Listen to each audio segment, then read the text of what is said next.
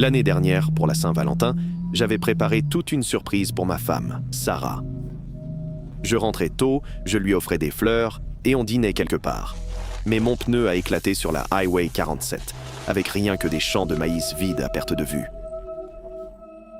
J'ai essayé de l'appeler, mais mon téléphone perdait sans cesse le signal. J'ai regardé autour de moi et j'ai vu cette faible lueur jaune percer l'obscurité. J'ai plissé les yeux et j'ai réalisé que c'était une petite maison seule au milieu d'un champ de maïs, à un quart de mile de la route. Et la lueur jaune était en fait la lumière de son Porsche. Je n'avais pas vraiment le choix. Il était plus de 9 heures. Il faisait un froid glacial, et je n'avais pas vu de voiture depuis plus d'1 heure. J'ai traversé le champ en direction de la maison. Le maïs était mort, avec des tiges cassantes qui craquaient sous mes pieds. Plus je m'approchais, plus je voyais que la maison était vieille, avec de la peinture écaillée et des volets de travers. Mais il y avait de la musique qui venait de l'intérieur, un vieux classique avec trop de saxophones. J'ai frappé à la porte et une femme a ouvert. Elle portait cette magnifique robe rouge, les cheveux coiffés et le maquillage parfait, comme si elle allait à une fête chic. Oh, elle avait l'air surprise de me voir. « Je peux vous aider ? » « Je suis désolé de vous déranger, madame. Ma voiture est tombée en panne sur l'autoroute et mon téléphone capte plus. Serait-il possible d'utiliser votre téléphone ? » Elle a souri. « Bien sûr, entrez. Il fait un froid de canard dehors. » Je suis entré et j'ai tout de suite senti que j'avais interrompu quelque chose d'important. La maison était décorée pour la Saint-Valentin, avec des bougies partout, des roses dans des vases et de la musique romantique qui jouait sur un vieux tourne-disque. Un homme était assis dans un fauteuil au salon. Il portait un smoking, mais il avait l'air vieux et usé. Il me fixait avec une expression indéchiffrable, comme s'il était agacé que j'ai interrompu sa soirée. La femme a désigné un couloir en disant que le téléphone était au bout. Je n'arrêtais pas de la remercier en marchant derrière elle. Martha m'a montré une pièce avec un téléphone fixe et m'a dit de prendre mon temps. Elle est partie. Peu après, j'ai entendu le couple se disputer. « Tu fais toujours ça !» Harold devenait de plus en plus fort. « Tu gâches toujours notre plaisir. »« Je ne gâche rien. Tu seras parti dans 5 minutes, Harold. » C'était censé être spécial, juste nous. J'ai appelé Sarah, messagerie. Je lui ai dit que la voiture était en panne sur la 47 et que j'allais bien, mais vraiment en retard. J'ai raccroché et me suis retourné pour partir, mais je me suis figé en voyant l'ombre déformée qui s'était glissée le long du mur. J'ai regardé par-dessus mon épaule et vu la porte adjacente entr'ouverte, la lumière filtrant par l'ouverture, projetant une silhouette humaine sur le plâtre. Je me suis approché, le cœur battant, et j'ai jeté un œil à l'intérieur. C'était une chambre, et une femme était étendue sur le lit, vêtue d'une robe rouge. C'était la même que celle que Martha portait. Elle était face contre terre, un couteau planté entre les épaules. Le sang avait séché depuis longtemps, brun rouille et raide sur les draps. Mon cerveau n'arrivait pas à le traiter. « Tu n'aurais pas dû regarder », murmura une voix à mon oreille. Terrifié, je me retournai pour trouver Harold à quelques centimètres. « Tu as tout gâché !» Ses yeux semblèrent morts. Je voulais que ce soir soit spécial. Mon cœur s'emballa. Sans réfléchir, j'ai filé dans le couloir, dépassé Martha qui souriait toujours au salon, franchi la porte et traversé le champ de maïs, les tiges mortes fouettant mon visage. J'ai rejoint ma voiture, verrouillé les portes, et je suis resté là à trembler. J'ai tenté d'appeler le 911, mais pas de réseau. Toutes les 2 secondes, je jetais un œil vers la maison. Soudain, une femme en rouge surgit du champ de maïs à 6 mètres, debout, me fixant. J'ai cligné des yeux, et elle avait disparu. Elle réapparut. Cette fois, elle était plus proche, et elle souriait. J'ai crié, et elle s'évanouit. Mes yeux se sont mis à larmoyer tant ça continuait. Toutes les quelques secondes, elle surgissait, de plus en plus près, avant de disparaître. Je suis resté dans cette voiture 2 heures jusqu'à ce que la patrouille passe. Les policiers m'ont demandé si j'allais bien, disant que j'avais l'air d'avoir vu un fantôme. Je leur ai dit qu'il y avait une maison dans le champ, qu'un homme avait tué sa femme, que j'avais vu son corps. Il m'a regardé comme si j'étais fou, mais il a appelé par radio. D'autres flics sont arrivés et je les ai emmenés à la maison. On a traversé le champ avec des lampes torches. La maison était là, mais tout était sombre maintenant. L'agent a essayé la poignée, Elle était déverrouillée. À l'intérieur, tout était couvert de poussière. Ils ont trouvé Martha dans la chambre, un couteau dans le dos. Harold était dans la salle de bain, une bouteille de pilules vide par terre. Un officier m'a demandé quand j'y étais. Je ne sais pas. Il y a 2 heures, ils étaient vivants et m'ont parlé. Il a touché mon épaule. Monsieur, vu la décomposition, ils sont morts depuis au moins 24 heures. Je ne pouvais pas parler. L'agent a pris ma déposition et m'a aidé à rentrer. L'autopsie a confirmé que le couple était mort depuis plus d'1 jour avant que je frappe. Harold a tué Martha la veille de la Saint-Valentin, puis a avalé des cachets. Ils avaient prévu une soirée romantique. Il a pété les plombs, et pourtant, ils essayaient encore de la vivre. J'y pense sans arrêt, à la rage dans les yeux d'Harold quand je les ai interrompus, et au sourire de Martha. Je ferme encore les yeux, et je la vois surgir de ce champ de maïs, encore et encore, qui me fixe. Ma femme pense que j'ai fait une dépression nerveuse, que j'ai tout imaginé, mais je sais ce que j'ai vu. Certains s'aiment tellement qu'ils ne peuvent pas partir, même après la mort. Et d'autres se détestent tellement qu'ils restent piégés ensemble pour toujours. Je crois qu'Harold et Martha, c'étaient les 2. Mon fils Brice a 15 ans, et comme la plupart des ados, il peut être difficile parfois. Je l'aime, mais il y a des jours où il met ma patience à rude épreuve.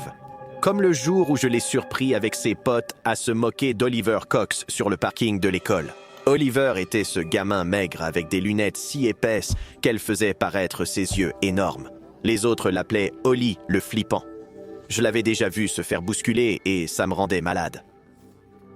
Alors, quand je suis arrivé et que j'ai vu Brice avec Jake et Tyler tourner autour d'Oliver en imitant une démarche boiteuse exagérée, j'en ai eu assez.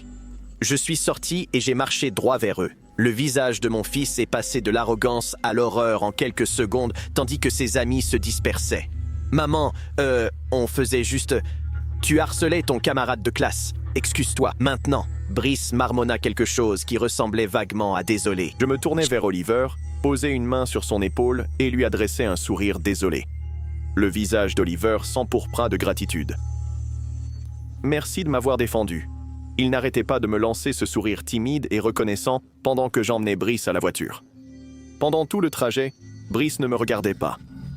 Il n'arrêtait pas de me dire que j'avais fait une erreur en prenant le parti d'Oliver, mais je ne comprenais vraiment pas pourquoi. Il fallut quelques heures à Brice pour accepter tout cela, mais il finit par promettre qu'il ne harcèlerait plus jamais un autre enfant. 3 semaines plus tard, la nuit de la Saint-Valentin, j'étais seul chez moi. Mon mari travaillait de nuit et Brice était à une soirée pyjama. Je regardais la télé quand, vers 21h30, la sonnette a retenti. Je me suis levé, mais je ne voyais personne à travers le judas. J'ai pensé que c'était probablement des ados qui faisaient des bêtises et je suis retourné à la télé. 5 minutes plus tard, la sonnette retentit de nouveau. Ça n'arrêtait pas de se répéter. À la 5e fois, j'étais tellement agacé que j'ai ouvert la porte en grand et crié que j'appelais la police. À ce moment-là, quelque chose bougea dans les buissons. J'ai braqué la lampe de mon téléphone vers le bruit et une tête est apparue. C'était Oliver. « Bonjour, Madame Thompson. Je suis désolé pour la sonnette. J'étais nerveux. » Il grelottait juste en sweat à capuche. Nerveux à propos de quoi? Ta mère sait que tu es là. Il secoua la tête. Ses dents claquaient. Je l'ai accueilli et lui ai donné du thé. « Oliver, il est presque 22 heures. Qu'est-ce qui se passe? Je devais te voir. »« Pourquoi? Il s'est passé quelque chose ?» Il posa la tasse, se leva, puis tomba à genoux. J'ai ri, pensant qu'il plaisantait, mais non. Il sortit une petite boîte en velours. « Madame Thompson? Florence? Veux-tu être ma Saint-Valentin ?» Le sourire disparut de mon visage. « Oliver, je crois que tu es confus. Je suis une femme mariée de 42 ans et la mère de tes camarades. Je suis sûr qu'il y a une fille à l'école qui... Ouvre-le, s'il te plaît, m'interrompit-il. Sa voix tremblait, et ses yeux, mon Dieu, je n'oublierai jamais ce regard désespéré. Je veux que tu vois à quel point je t'aime. Ce mot me retourna l'estomac. Mes mains tremblaient en prenant la boîte. Au lieu d'une bague, j'ai trouvé une molaire humaine, racine attachée, croûtée de sang séché. J'ai crié et laissé tomber la boîte. Elle heurta le carrelage dans un craquement sec. « Oliver, c'est quoi ce bordel ?» Son sourire s'élargit, révélant le trou dans ses dents du fond où la molaire aurait dû être. Ses gencives saignaient encore. « Je l'ai arraché moi-même, » dit-il, comme s'il en était fier. « Oliver, tu as besoin d'aide. Ce n'est pas, c'est de l'amour. » Il cria. « Tu as été gentille avec moi. Tu m'as défendu. Ça veut dire que tu tiens à moi. Tu dois être ma Valentine, Florence. Tu dois !» Il attrapa une assiette et la lança contre le mur. Elle se brisa. « Oliver, arrête! Je t'aime !» Des larmes et de la morve coulèrent sur son visage. Il balaya tout du comptoir. La cafetière, les couverts et le couteau s'écrasèrent au sol. Il commença à arracher les murs. « Pourquoi tu ne m'aimes pas en retour? Qu'est-ce qui ne va pas chez moi ?»